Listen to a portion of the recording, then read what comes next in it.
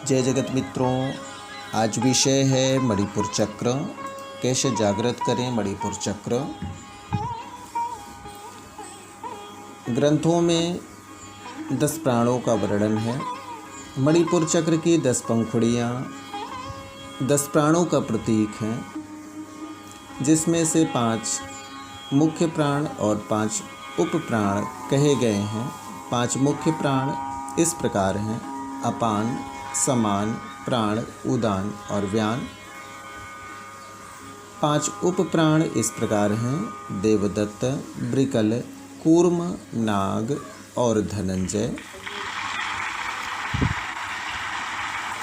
त्रिकोण का भाव मणिपुर चक्र में त्रिकोण जैसी आकृति होती है, जिसमें त्रिकोण के तीनों कोने 3 प्रकार की अग्नि के प्रतीक हैं। त्रिकोण का भाव त्रिअग्नि। 3 अग्नियाँ हैं: चिताग्नि, जठराग्नि, भूताग्नि। जठराग्नि के 4 प्रकार हैं: मंदाग्नि, विषमाग्नि, तीक्ष्णाग्नि, समानाग्नि। भूताग्नि पंचमहाभूतों के 5 प्रकार: आकाश, वायु, अग्नि, जल और पृथ्वी। 5 प्रकार भूताग्नि के हैं। इसी प्रकार से ये अग्नियों के प्रकार के अनुसार एक चिताग्नि, 4 प्रकार जठराग्नि के और 5 प्रकार भूताग्नि के मिलाकर के कुल 10 मणिपुर चक्र की 10 पंखुड़ियों के भी पर्याय को पूर्ण करते हैं। हमारे भीतर श्वसन, आहार और जल के कारण पर्याप्त अग्नि बनती है। योग दर्शन में क्लिष्ट अक्लिष्ट 2 भेदों की 5 प्रकार की वृत्तियां हैं। संतुलन में व्यक्ति क्लिष्ट वृत्तियों में फंसा रहता है, जिसके कारण वह शरीर को क्रियाशील करने वाली अग्नि ऊर्जा को नष्ट करता है। असत्य प्रमाण को सत्य मानना, मिथ्या ज्ञान में फंसे रहना, निद्रा आलस्य में फंसे रहना और उपरोक्त वृत्तियों में फंसे हुए प्रभाव से मन में ऐसी ही गलत विचार और कल्पना करना क्लिष्ट वृत्ति का स्वरूप है। किंतु जब दृष्टा साधना के द्वारा क्लिष्ट से अक्लिष्ट वृत्ति की तरफ जाता है, तब उसके भीतर की अग्नि संतुलित दिशा में कार्य करती है। मणिपुर चक्र का वैदिक परिचय। मणिपुर चक्र स्थान नाभि, दल दश, वर्ण नील, लोक स्वः, दलोकाक्षर ढम, डम, डम, तम, थम, डम, धम, नम, पम, थम। तत्व अग्नि, बीज रम, बीज का वाहन मेढ़ा, गुण स्वरूप, देव वृद्ध रुद्र, देव शक्ति लाकिनी। यंत्र त्रिकोण, ज्ञानेंद्रिय चक्षु, कर्मेंद्रिय चरण, ध्यान का फल संहार और पालन का सामर्थ्य, वचन सिद्धि। वर्तमान मत में स्थान अग्नि प्रभावी अंगों का मुख्य केंद्र छाती के नीचे, पेट का ऊपरी मध्य भाग। ये हम आगे पढ़ेंगे अगले पेज में। आप चित्र में देख रहे होंगे कि मणिपुर चक्र के भीतर वास करने वाली लाकिनी शक्ति और परम शिव के स्वरूप को, मनोमय कोश की साधना और प्राण को पूर्ण करना। स्वाधिष्ठान चक्र में हमने बताया था कि यहाँ प्राणमय कोश को जागृत कर रहे हैं, किंतु पातंजल योग दर्शन सूक्त वृत्ति सारूप्यमित रत्र के अनुसार दृष्टा स्वयं की चित्त वृत्ति को अपना स्वरूप समझता है। अर्थात जब तक चित्त की वृत्तियाँ प्रभावी हैं, तब तक प्राण पूर्ण प्रभावी नहीं है। योगस चित्त वृत्ति निरोधा के अनुसार जब चित्त की वृत्ति को रोक दिया जाता है और इसकी निरंतरता प्राप्त कर लेने के बाद तदा दृष्टु स्वरूपे अवस्थानम, दृष्टा अपने स्वरूप में दृष्टा का स्थित हो जाना। भावार्थ, स्वरूप चित्त की वृत्ति एक बिंदु पर रुक जाने पर दृष्टा का चित्त प्राण स्वरूप की तरह हो जाता है।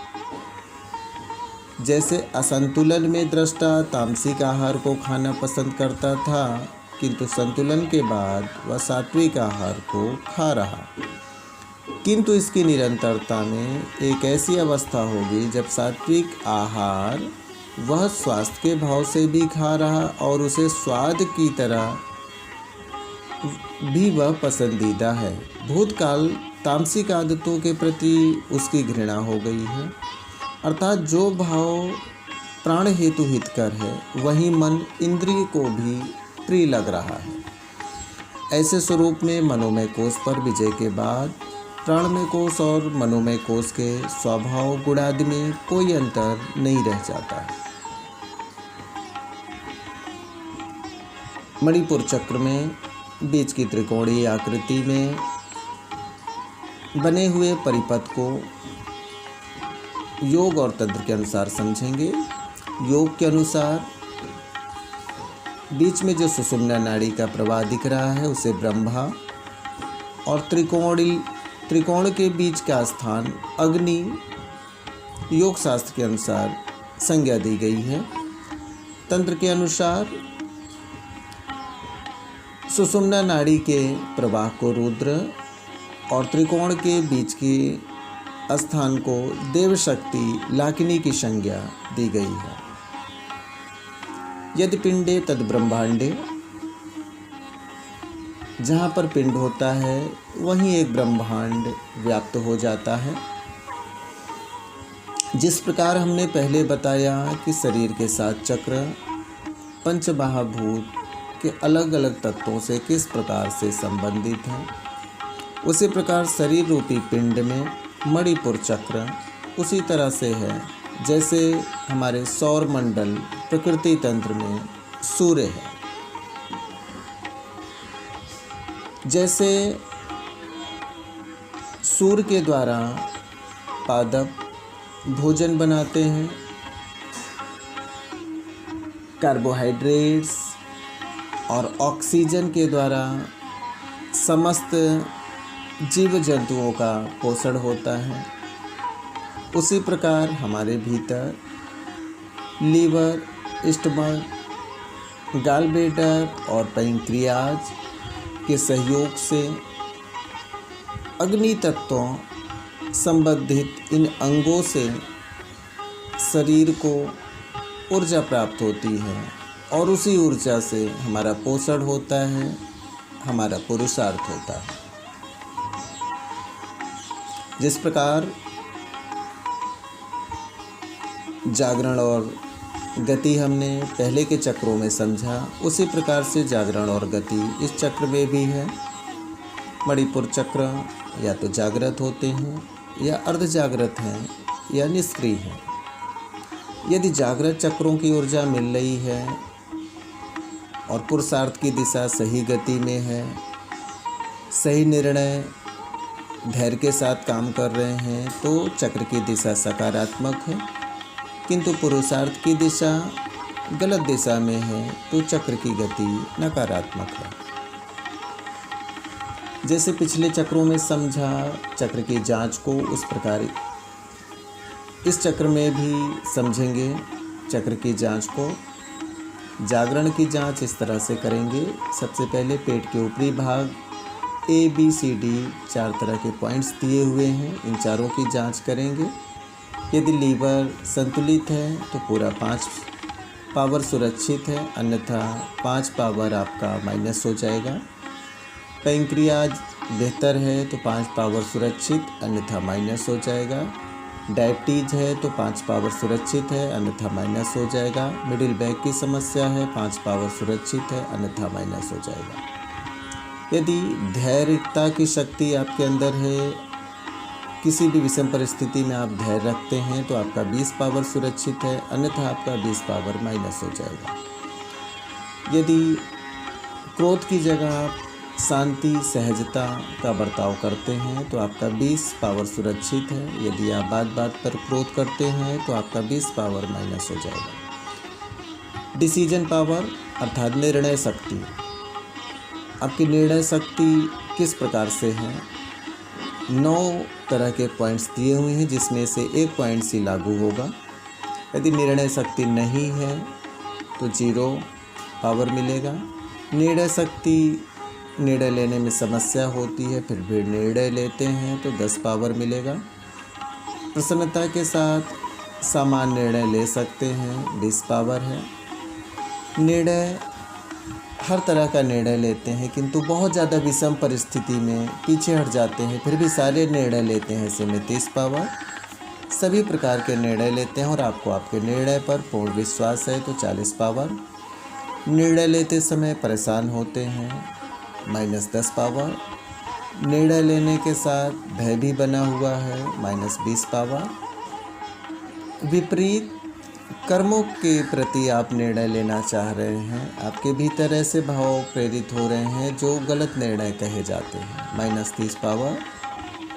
आपने विपरीत कर्म में कर दिया है, आपने गलत निर्णय ले करके गलत कार्य कर दिया है, ऐसे में -40 पावर मिलते हैं। इस तरह से इन 9 तरह की गतियों में जो गति हो उसका पावर, और ऊपर जागरण की जांच में पहला, दूसरा और तीसरा पॉइंट में जितने पावर टोटल आए हैं उसके पावर को जोड़ करके कुल पावर जितनी निकलती है उसे मणिपुर चक्र की पावर समझेंगे। पहले की भांति संतुलन की गलत विधि सिर्फ आसनों के द्वारा कर रहे हैं किंतु प्राणायाम नहीं कर रहे हैं, सिर्फ आसन प्राणायाम कर रहे हैं किंतु बीज मंत्र नहीं कर रहे हैं, आसन प्राणायाम बीज मंत्र कर रहे हैं किंतु संतुलन की पूरी विधियों को आप नहीं अपना रहे हैं, सही जीवनचर्या आप नहीं अपना रहे हैं, ईश्वर प्राणिधान को नहीं अपना रहे हैं, तो भी संतुलन की आप गलत विधि में चल रहे हैं। आपको पूरी तरह से मणिपुर चक्र आपका संतुलित नहीं हो सकता। मणिपुर चक्र को पूरी तरह से संतुलन करने के लिए संतुलन की सही विधि, साधना की पूर्णता बताई गई है। साधना की पूर्णता योग साधना, बीज मंत्र साधना, प्राकृतिक साधना, आहार विहार चर्या, संयम और संतुलन में धैर्य के साथ 1 से 3 माह तक का समय लग सकता है। मणिपुर चक्र को जागृत और संतुलित करने के लिए पूर्ण साधना को समझेंगे, जिसमें सबसे पहले है योग साधना। योग साधना में सूर्य नमस्कार, भुजंगासन, मार्जरी आसन, मांडूकासन, सेतुबंधासन, अग्नि मुद्रा, भ्रस्त्रिका प्राणायाम मंदाग्नि में, शीतली प्राणायाम विषम अग्नि में, अनुलोम विलोम प्राणायाम, बीज मंत्र रम का मानसिक जप, जीवनचर्या ब्रह्म मुहूर्त में जागरण करना, प्रातःकाल में योग व्यायाम करना, रेगिस्तानी स्थानों का विहार करना, रक्त सूर्य का दर्शन करना, धैर्य का पालन करना और क्रोध की जगह शांति का अभ्यास करना। संगीत, मणिपुर चक्र को जागृत करने के लिए आप राग भीम पलासी को सुन सकते हैं। यह बैकग्राउंड में जो राग चल रहा है यह राग भीम पलासी है। मंदाग्नि में सूर्य तप्त पीले बोतल के जल का सेवन जरूर करिए। मौसम में आने वाले फलों का खूब सेवन करिए। अग्नि तत्व ऊर्जा हीलिंग को अवश्य करिए। मित्रों, ये सभी बातें आपको जो बताया पिछले चक्रों की भांति चक्रों में किस प्रकार से क्या दुविधाएं हैं, चक्रों की साधना के लिए क्या पूर्णता है और आप किस तरह से चक्रों के जागरण को समझेंगे, किस तरह से चक्रों की पावर को काउंट करेंगे। तो जितना भी हमने आपको सही जानकारी थी दे सकता था इस वीडियो में हमने आपको दिया। आपको किस प्रकार लगा यह वीडियो, कैसा लगा, किस तरह से आपको समझ में आया, आप ज़रूर इसमें कमेंट करिएगा। और सबसे महत्वपूर्ण बात है कि पढ़ने से ज़्यादा और आजकल जो मशीनी जानकारी है इससे कहीं ज़्यादा यह साधना का विषय है, अभ्यास का विषय है। अब जब तक इस पर सही अभ्यास नहीं करेंगे तब तक इस पर सत्यता से आप जांच नहीं कर सकते हैं। तो आपसे अनुरोध है कि हर चक्र से संबंधित सही अभ्यास करिए और अभ्यास में निरंतरता लाइए। और जैसे हमने पहले बताया कि 1 से 3 माह तक का समय यदि आपका निरंतर अभ्यास बन रहा है तो लग सकता है। तो मित्रों, इन सभी बातों के साथ आप सभी को खूब खूब आभार। आपने इस वीडियो को पूरा सुना होगा और फिर मिलेंगे नए चक्र के साथ, नए विषय के साथ। तब तक के लिए आप सभी को नमस्कार। जय जगत।